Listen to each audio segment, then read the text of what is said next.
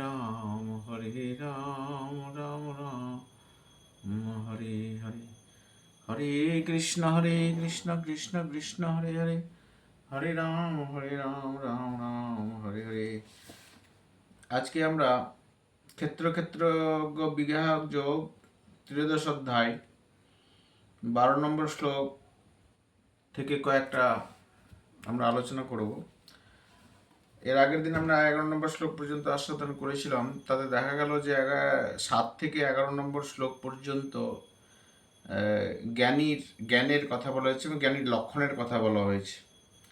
এই জ্ঞানের দ্বারা বা বলতে পারেন এই সাধন প্রণালী দ্বারাই তাকে জানা যায়, ভগবানকে জানা যায়। এই তত্ত্বকে গিয়ে নাম দিয়ে বর্ণনা করা হয়েছে। এখানে 12 নম্বর শ্লোকে থেকে 18 নম্বর শ্লোক পর্যন্ত এই জ্ঞেয় তত্ত্ব ব্রহ্মস্বরূপ ভগবানকে একমাত্র ভক্তি দ্বারাই লাভ করা যায়, এটাই ভগবান শ্রীকৃষ্ণ অর্জুনকে তার তত্ত্বকথা দিয়ে বলেছেন। 12 নম্বর শ্লোকে বলছেন, জ্ঞেয়ং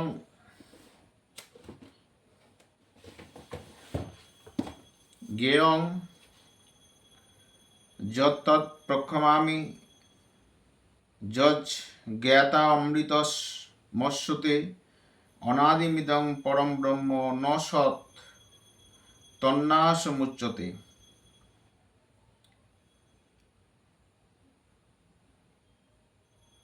যা পূর্বে কথিত, যা জ্ঞাতব্য মানে পূর্বকথিত জ্ঞানের দ্বারা পরমাতত্ত্ব আমি উত্তম রূপে জানাচ্ছি, যা জ্ঞাত হলে মানুষ অমৃত লাভ হয়। এই জ্ঞান যদি পেয়ে যায় তাহলে মানুষ অমৃত লাভ করতে পারবেন। এর কথাটি বলার অর্থ হলো যে ক্ষেত্র এবং ক্ষেত্রজ্ঞ, শরীর এবং আত্মা বা পরমাত্মা সম্পর্কে জ্ঞান হলেই নিজ স্বরূপে অধিষ্ঠান মানুষ করবে এবং এই নিজ স্বরূপে অধিষ্ঠান করা সে যখন হবে তখনই প্রকৃতপক্ষে সে অমৃত লাভ করবে।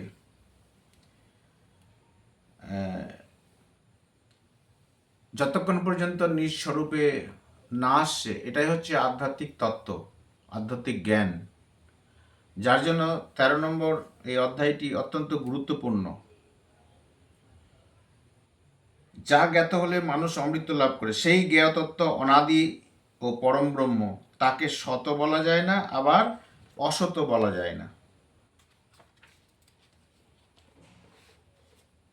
ভগবান এখানে জ্ঞেয় তত্ত্বের বর্ণনার সূত্রপাত করে দৃঢ়তাপূর্বক বলেছেন যে যা প্রাপ্তির উদ্দেশ্যে মানুষ দেহ লাভ হয়েছে, উপনিষদ শাস্ত্র গ্রন্থাদি যার বর্ণনা করা হয়েছে, সেই প্রাপণীয় জ্ঞাতত্ব আমি উত্তম রূপে বর্ণনা করব। যে ভগবান এই যে তত্ত্ব, পরম ব্রহ্মের যে তত্ত্ব, ভগবান এখানে যে জ্ঞেয় তত্ত্ব বলেছেন যে যেটা জানার একমাত্র উপযুক্ত একমাত্র মানুষই, মানুষ দেহ লাভ করে যদি এই তত্ত্ব আমরা না জানতে পারি, তাহলে এই মানব জন্মটাই আমাদের বৃথা। সেই জন্য এই বিভিন্ন উপনিষদ শাস্ত্র, এই গীতা এই বর্ণনা হয়েছে যে প্রাপণীয় জ্ঞেয় তত্ত্ব আমি এই জ্ঞেয় তত্ত্বটা আমরা জানব। অবশ্যরূপে জানার যোগ্য জ্ঞেয়ম তাৎপর্য হল যে জগতে যত প্রকার বিষয় পদার্থ বিদ্যা কলা ইত্যাদি আছে, তার কোনোটাই অবশ্যরূপে জানার যোগ্য নয়। যত রকম বিষয় রয়েছে, একমাত্র পরমাত্মাই অবশ্যরূপে জানার যোগ্য। কারণ জাগতিক বিষয় যতই জানা হোক, তার জানার কোনো শেষ নেই। জাগতিক বিষয়ের জ্ঞান জন্ম মৃত্যুর চক্র থেকে মুক্তি হয় না। আর পরমাত্মাকে তত্ত্বত জানলে জানার আর কিছু অবশিষ্ট থাকে না। ভগবানকে জেনে নিলেই, এটাই হচ্ছে আমাদের মানব জন্মের সার্থকতা। তাকে যদি আমরা জেনে নিতে পারি, তাহলে অন্য কিছু আর জানার অবসর থাকে না। জন্ম মৃত্যুর চক্রহাত থেকে পরিত্রাণ পাওয়া যায়। তাই জগতে পরমাত্মা ব্যতিরিকে অন্য কিছুই জানার যোগ্য নয়। এই জ্ঞেয় তত্ত্ব বলছেন যে যদ জ্ঞাতা মৃত মশ্রুতে, মানে সেই উত্তম রূপে আমি যা জ্ঞাত অমৃত সে অনুভব করবে। এই জ্ঞেয়তত্ত্ব অবগত হলে অমৃত অনুভব হবে, অর্থাৎ স্বতঃসিদ্ধভাবে তত্ত্বপ্রাপ্তি হয়ে যা প্রাপ্তিতে জানা যায়, করা পাওয়ার আর কিছু বাকি থাকে না। অর্থাৎ স্বয়ং স্বয়ং স্বয়ং রূপে অধিষ্ঠান হলেই এই অমৃত লাভ হয়। তার মানে এটা একমাত্র জ্ঞান ছাড়া হয় না, এটা এটা এটা জানলেই সেটা সম্ভব। প্রকৃতপক্ষে স্বয়ং প্রথম থেকেই অবিনশ্বর, স্বয়ং আমি প্রথম থেকে অবিনশ্বর, কিন্তু সে মরণশীল শরীরের সঙ্গে সম্পর্ক স্থাপন করে নেওয়ায় ও নিজেকে জন্ম মৃত্যুর মরণশীল মনে করে পরমাত্মা তত্ত্ব জানলে এই ভ্রান্তি দূর হয় যে আমি শরীর নয়, আমি আত্মা, পরমাত্মার অংশ। সে তার স্বরূপ সম্বন্ধে অবগত হয় আর অমরত্ব লাভ করে। এই যখনই এই স্বরূপটা সে জানতে পারবে, আমি সংসারের নয়, আমি প্রকৃতির নয়, আমি ভগবানের, এই জ্ঞানটা হয়ে গেলেই সে অমরত্ব লাভ করবে, জন্ম মৃত্যু চক্র থেকে লাভ হবে আর পরম আনন্দ সে পাবে। অনাদিমত, এই অনাদিমত কথার অনাদিমত কথাটা সেই জ্ঞাতত্ত্ব অনাদি। জগৎ সংসারে যার থেকে উৎপন্ন হয়েছে, যাতে অবস্থান করে, অন্তিমকালে যাতে নীল হয়ে যায়, তা আদি মধ্য অন্তনকালে একইভাবে বিরাজ করে, তাই এটাকে বলা হয় অনাদি। অনাদিমত, এটা অনাদি। জগৎ সংসারে যেখান থেকে উৎপন্ন হয়েছে আর যেখানে অবস্থান করে, অন্তিমকালে সেখানে নীল হয়ে যাবে। তার মানে আদি মধ্য অন্তকালে একইভাবে বিরাজ করে, সেই জন্য এটাকে বলা হয় অনাদি। পরম ব্রহ্ম প্রকৃতিকেও ব্রহ্ম বলা হয়, বেদকেও ব্রহ্ম বলা হয়, কিন্তু এক পরমাত্মাই হলেন পরম ব্রহ্ম, যার অধিক কোনো ব্যাপক নির্বিকার চিরস্থায়ী তত্ত্ব আর নেই। তাকে বলা হয় পরম ব্রহ্ম। আর কি বলছেন, ন তৎ তন্নাসমুচ্যতে, ন তৎ, তাকে সত বলা যায় না, আবার অসত বলা যায় না। তাহলে তাকে কি বলবো? মানে ভগবানকে সত বলা যায় না, আবার অসত বলা যায় না। এই ভগবানের যে তত্ত্বটা,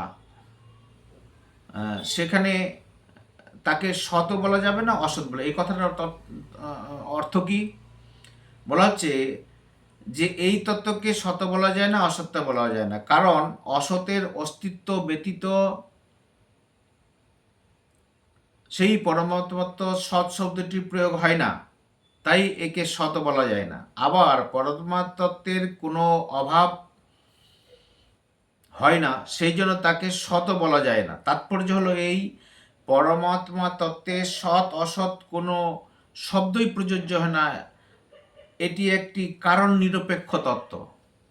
যেমন সূর্যের কাছে দিন আর রাত বলে কোনো শব্দ ওখানে প্রকাশ হয় না, কারণ ওখানে তো রাত্রেই কোনো দিন আসে না, দিন বলবো কি করে, ওটা প্রকাশমান। ওখানে আর দিন আর রাতের কোনো শব্দ সেখানে আসে না। সূর্যের দিন রাত দুটি থেকে ভিন্ন, কেবল প্রকাশ রূপ, তেমনি এই জ্ঞেয়তত্ত্ব সৎ অসৎ দুটি থেকেই ভিন্ন। দ্বিতীয়ত, আরেকটা কি, সৎ অসতের নির্ণয় করে বুদ্ধি, সেখানেই এইসব কথা বলা হয় যেখানে তা মন বাক্য বুদ্ধির বিষয়। সৎ এবং অসৎ কে বলবে? বুদ্ধি। কিন্তু এটা তো বুদ্ধির বিষয় নয়। এই জ্ঞেয় তত্ত্ব মন বাক্য বুদ্ধির অতীত। ঈশ্বর তত্ত্বটা মন বাক্য বুদ্ধির অতীত। এটা দিয়ে তাকে জানা যায় না, আমি নিজের বুদ্ধি দিয়ে আমরা জানতে পারবো না। সুতরাং সে সৎ এবং অসতের সংজ্ঞা হতে পারে না। তাহলে পরমাত্মা তত্ত্বের যে বর্ণনা বাক্য দ্বারা করা কখনো সম্ভব নয়। তাকে তুলনামূলকভাবে অসৎ থেকে সৎ, বিকার থেকে নির্বিকার, একদেশীয় থেকে সর্বদেশীয় ইত্যাদি বলা হলেও বাস্তবে এই তত্ত্ব সৎ, নির্বিকার ইত্যাদি শব্দ অনুপযুক্ত, কারণ সকল শব্দের প্রয়োগেই সাপেক্ষতা এবং প্রকৃতির সম্পর্ক ধরেই হয়। কিন্তু পরমাত্মা তত্ত্ব নিরপেক্ষ, প্রকৃতির অতীত, দেশ কাল বস্তু ব্যক্তি অবস্থা গুণ ইত্যাদি নিয়েই সংজ্ঞার সৃষ্টি হয়। পরমাত্মা তত্ত্বে দেশ কাল ইত্যাদি নেই, তবে আর তার সংজ্ঞা কিসের? তাই এখানে বলা হচ্ছে এই তত্ত্বকে সতকে বলা হয় না, অসত বলা হয় না। বিজ্ঞানের যেখানে অনুসন্ধান শেষ, সেখানে এই আধ্যাত্ম তত্ত্ব আরম্ভ হয়। বিজ্ঞান কি করে? অনুসন্ধান করে, পরীক্ষা করে, নিরীক্ষা করে, তারপরে একটা সিদ্ধান্তে আসে। কি দ্বারা? বুদ্ধি দ্বারা। বুদ্ধি দ্বারা এটাকে নির্ণয় করে। কিন্তু ভগবান তো বুদ্ধির অতীত, জড়ীয় জিনিসের অতীত, তাকে আমরা জানবো কি করে? এটা কখনো জানা সম্ভব নয় জড়ীয় তত্ত্ব দ্বারা। তো যারা এই জড়ীয় তত্ত্বের ঊর্ধ্বে উঠেছেন, তারাই একমাত্র এই ঈশ্বর তত্ত্বটিকে অনুভব করেছেন। এই তত্ত্বকে সত বলা যায় না, অসত্য বলা। এই রূপে জ্ঞেয় তত্ত্বের নির্ণয়ে নিরাকার রূপের বর্ণনা হয়েছে। এখানে এই জ্ঞেয় তত্ত্বের সগুণ নির্গুণ রূপের বর্ণনা করা হচ্ছে। এইবার এই দ্বাদশ শ্লোকের পর ত্রয়োদশ শ্লোকে বলছেন তার স্বরূপটা কেমন। দেখুন, অদ্ভুত যে ভগবানের সগুণ এবং নিরাকার এই রূপের বর্ণনা করা হয়েছে। তিনি যেমন সগুণ তেমনি নির্গুণও বটে, আবার তিনি যেমন সাকার তেমনি নিরাকারও বটে। অনেকেই বলেন যে কই ঈশ্বর আছে বলে তো প্রতীত হয় না, আমরা দেখতে পাই না। আমরা দেখতে পাই না, সেজন্যই ওরা বলে যে ঈশ্বর নাই। কিন্তু তত্ত্বদিক দিয়ে যদি আমরা চিন্তা করি, আমরা অনেক কিছুই দেখতে পাই না কিন্তু আছে। যেমন ধরুন, বাতাসের মধ্যে জল আছে, জলীয়বাষ্প, এটাকে আমরা দেখতে পাই? বলছে না, আমরা তো দেখতে পাই না। দুধের মধ্যে যে ঘি আছে, সেটা আমরা কি দেখতে পাই? তো বলছে না, আমরা এটা দেখতে পাই না। তাহলে দুধের মধ্যেও ঘি আপনি দেখতে পান না। তাহলে ঘিটা দেখতে গেলে কি করতে হবে? একটা নির্দিষ্ট পদ্ধতিতে তাকে যদি মন্থন করা যায়, মাখন বেরোবে। মাখন থেকে তারপরে একটা নির্দিষ্ট পদ্ধতিতে সেটা যদি জাল দেওয়া যায়, তাহলে সেটা ঘি বেরোবে। ঠিক তেমনি এই ঈশ্বর তত্ত্ব সব দিকেই বাসুদেব সর্বম, কিন্তু এই ভক্তি দ্বারা মন্থন করলে, স্মরণ মনন চিন্তন করলে, জড়িত জগতের সমস্ত আকর্ষণ ত্যাগ করলেই, এটা মন্থন করলে, এই কর্ম করলেই তখন ভগবান অনুভব হয় নিজের হৃদয়ে। এই আমার ঠাকুর, তিনি সাক্ষাৎ রূপে দর্শন করেন। তাই বলছেন তার স্বরূপটা কেমন। বলছেন যে তার স্বরূপটা হচ্ছে সর্বত্র পানিপাদম তৎ সর্বত্র কি শিরমুখম সর্বত্র শ্রুতিমল লোকে সর্বামৃত তিষ্ঠতি। তার সব দিকে হস্ত, পদ, চক্ষু, মস্তক, মুখ, কান, কারণ তিনি সমগ্র জগৎকে ব্যক্ত করে বিরাজিত হয়ে আছেন। এই অদ্ভুত তত্ত্ব।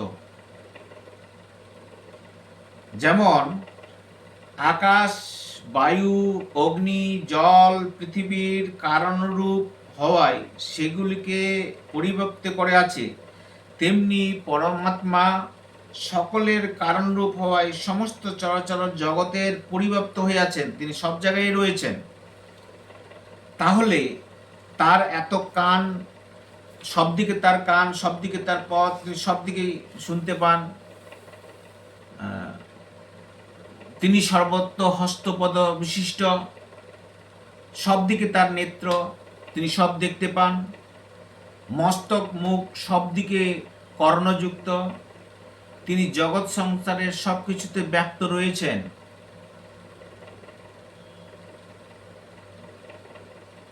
তিনি সব দেখতে পান, তিনি সব জানেন। যেমন কালিতে সর্বত্র সব রকমের লেখন বিদ্যমান। কেউ বাংলা লিখতে পারে, হিন্দিতে লিখতে পারে, অনেক রকম ছবি আঁকতে পারে, ইত্যাদি ইত্যাদি। তাই লেখক কালি দ্বারা সর্বপ্রকারের লিপি লিখতে সক্ষম। সোনাতে সকল প্রকারের গহনা বিদ্যমান।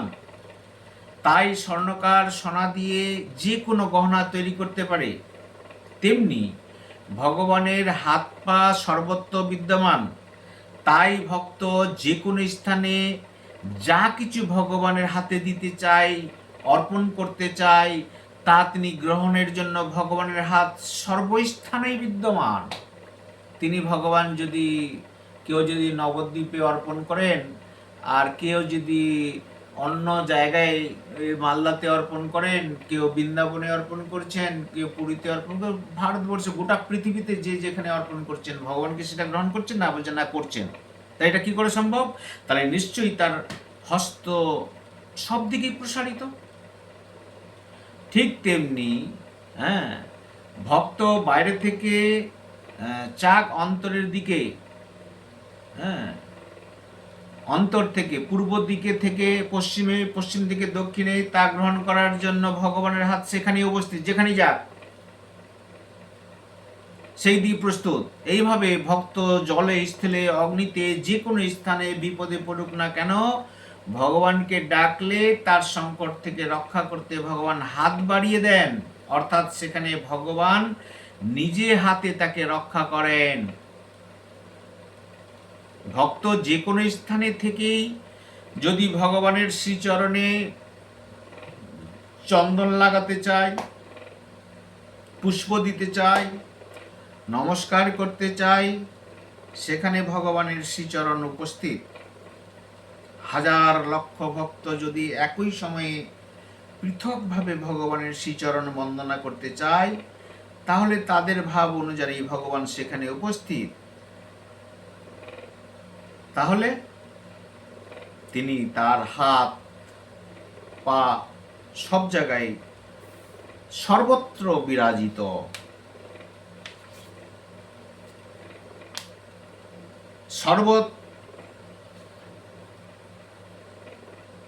সর্বত্র নেত্র, মুস্তক, মুখ বিরাজিত। ভক্ত যে স্থানে দীপ জ্বালেন, আরতি করেন, সেখানেই ভগবানের চক্ষু বিরাজ করে। ভক্ত যেখানে ভক্তিভাবে নৃত্য করে, ভগবান সেখানেই তার নৃত্য উপভোগ করেন। তাৎপর্য হলো এই, যে ব্যক্তি ভগবানকে সর্বত্র বিরাজমান দেখে, ভগবানও কখনো তার দৃষ্টি আড়ালে হন না। ভক্ত যেখানে ভগবানের মস্তকে চন্দন চর্চিত করতে চায়, পুষ্প দিতে চায়, সেখানে ভগবানের মস্তক উপস্থিত। ভক্ত যেখানেই ভোগ উৎসর্গ করতে যায়, সেখানেই ভগবানের শ্রীমুখ উপস্থিত। ভক্তের ভক্তিপূর্বক ভোগ ভগবান তৎক্ষণাৎ সেই স্থানে গ্রহণ করেন।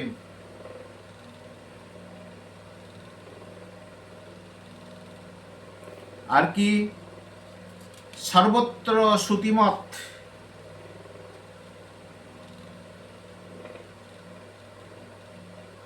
কর্ণযুক্ত, সর্বদা কান সব জায়গায় উনি শুনতে পান।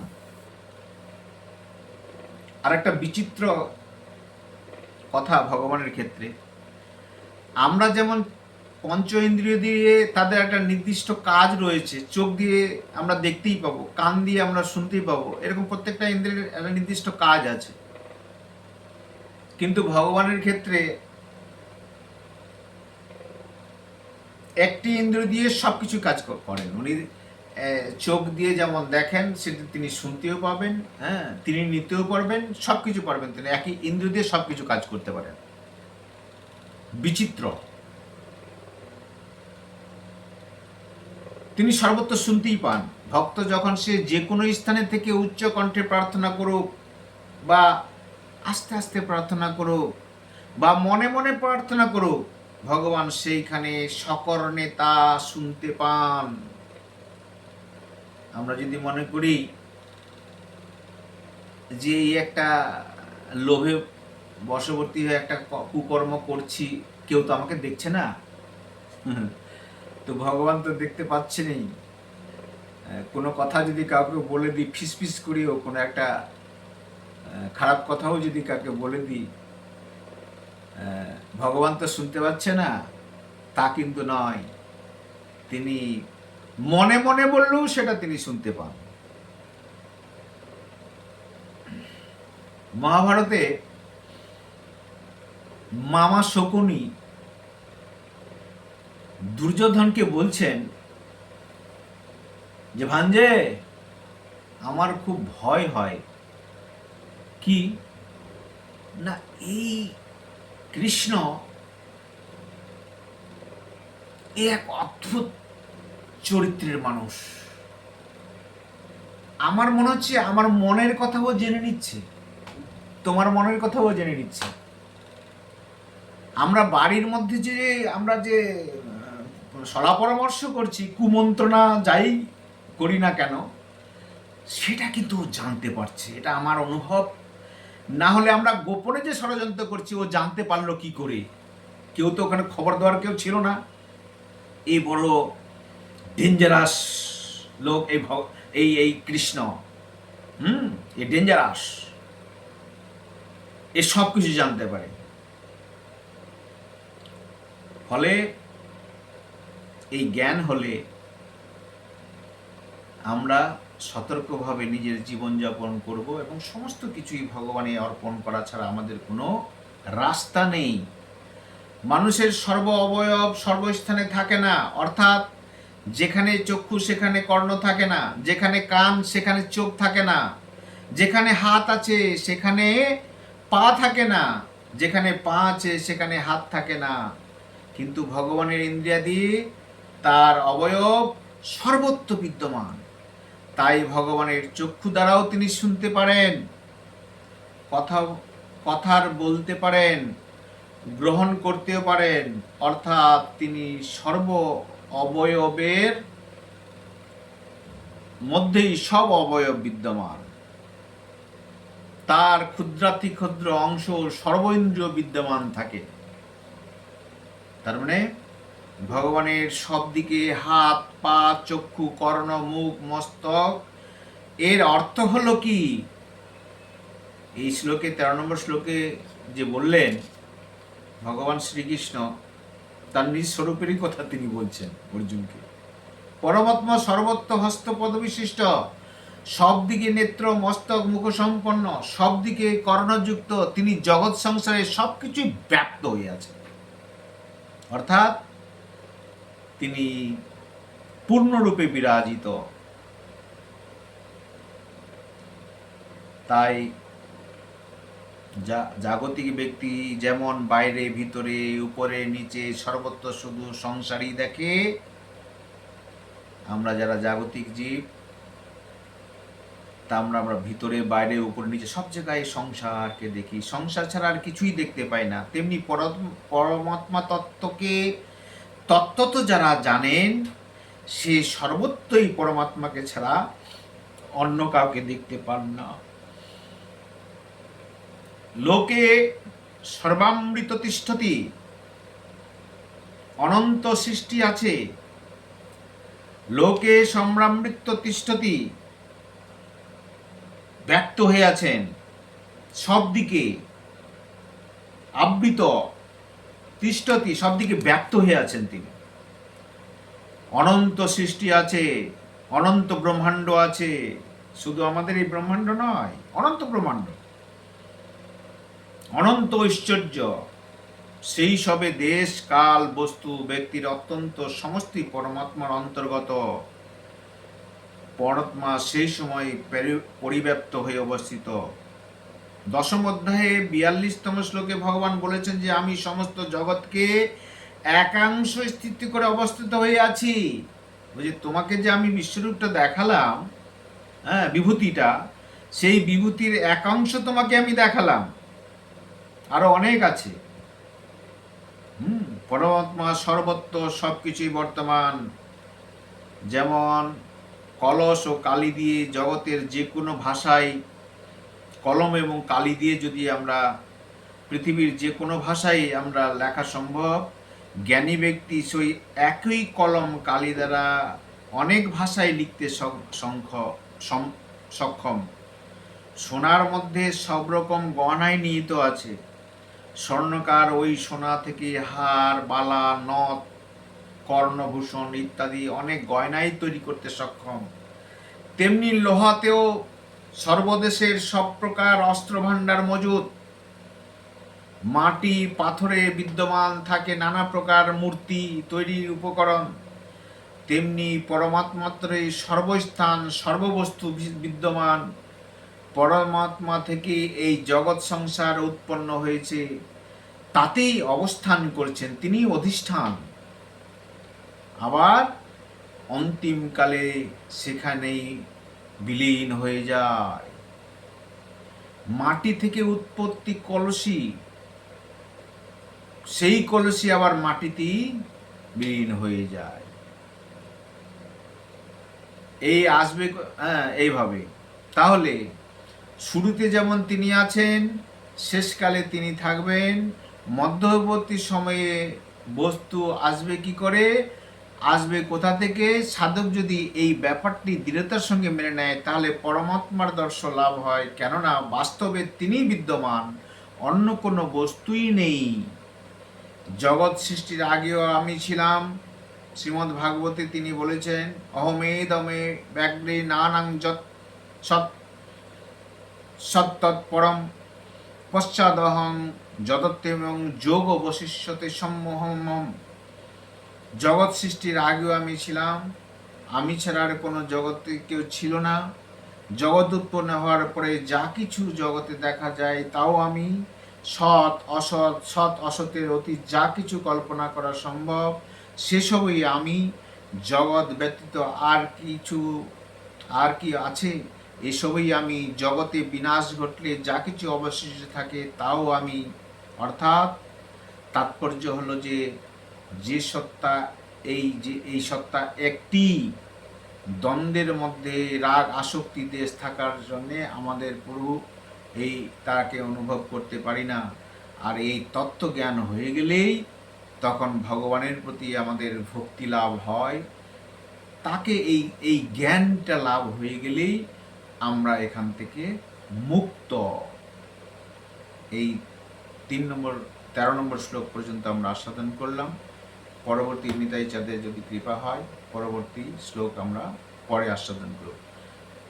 জয় জয় রাধে।